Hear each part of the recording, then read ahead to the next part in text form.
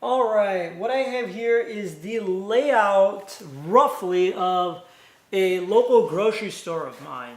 I'm not going to tell you which one it is because I'm going to be pretty critical of the usage of floor space and why, in my opinion, grocery stores are businesses rather than places where you go to get healthy food items. Now, this isn't a perfect layout. It isn't. I didn't measure the exact square footage, but the bigger idea is I kind of counted the number of aisles. These black lines represent each half of the aisle. This would be where you can walk up and down. And I kind of said, and I colored them. I color coded them. So if it was a primary food sold at the item, it got a green. If it is a secondary food, it got a blue. And if it is a tertiary food, it was red. And all the purple you see are items that were not meant for human consumption. These are actually the checkout counters. They had a flower booth right here. And these aisles, I think they're selling like pet food or some other like paper plates and things like that. But anyways, so that's how it broke down. Now, I'm super critical of this because usually these tertiary food items weren't particularly good for you.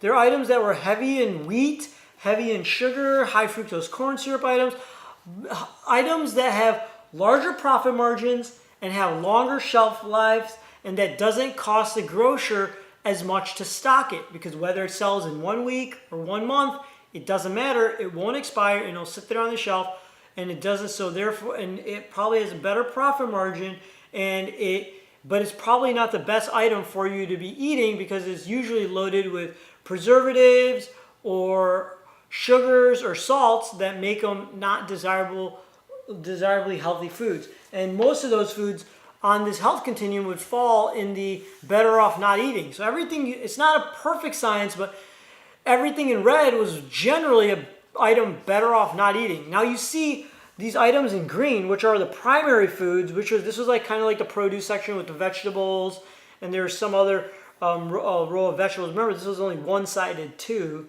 and this was the raw meats. Here they had, the grocery store had dairy and eggs, and then some frozen foods, and then the dried bean section. But my point is in comparison to everything else, the amount of location it fills on the grocery store's floor is very small.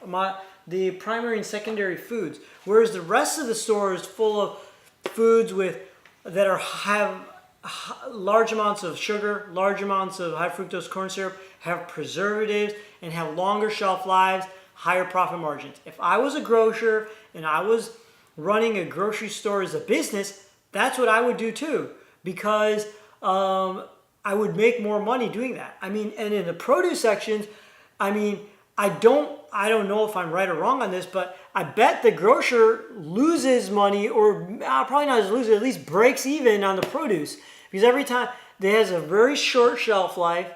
The profit margins are probably lower because they have to account for every time an orange is sold. They may have to account for one orange having to be being disposed of because it hadn't sold in time.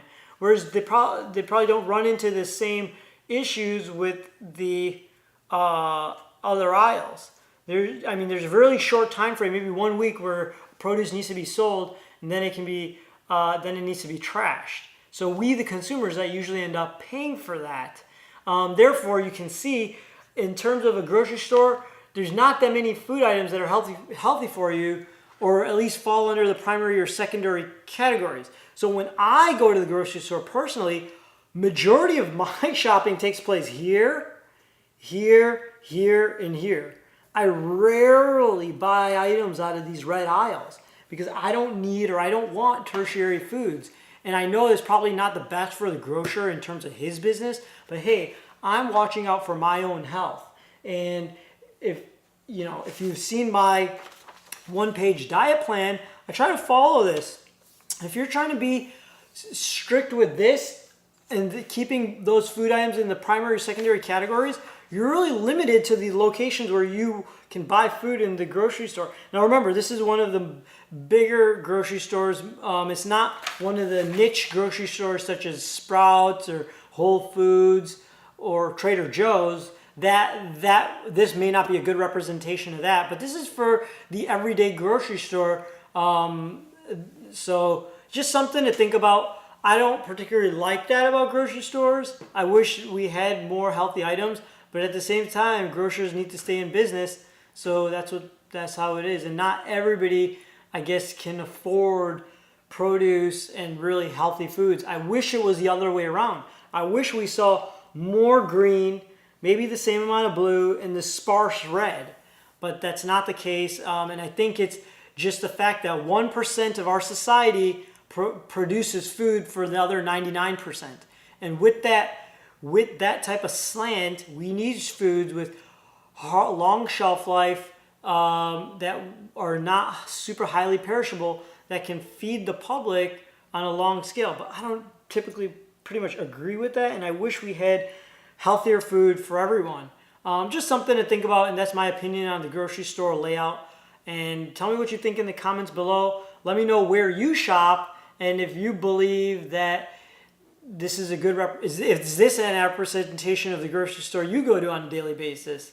I bet it is. I hope it's not. But anyways, give me a thumbs up if you liked the video. Hit the subscribe button if you want to see my critiques of our daily food intake, our daily diet, and how it affects our health, and just my opinions and other things food related. Thanks a bunch, and thanks for watching. Take care.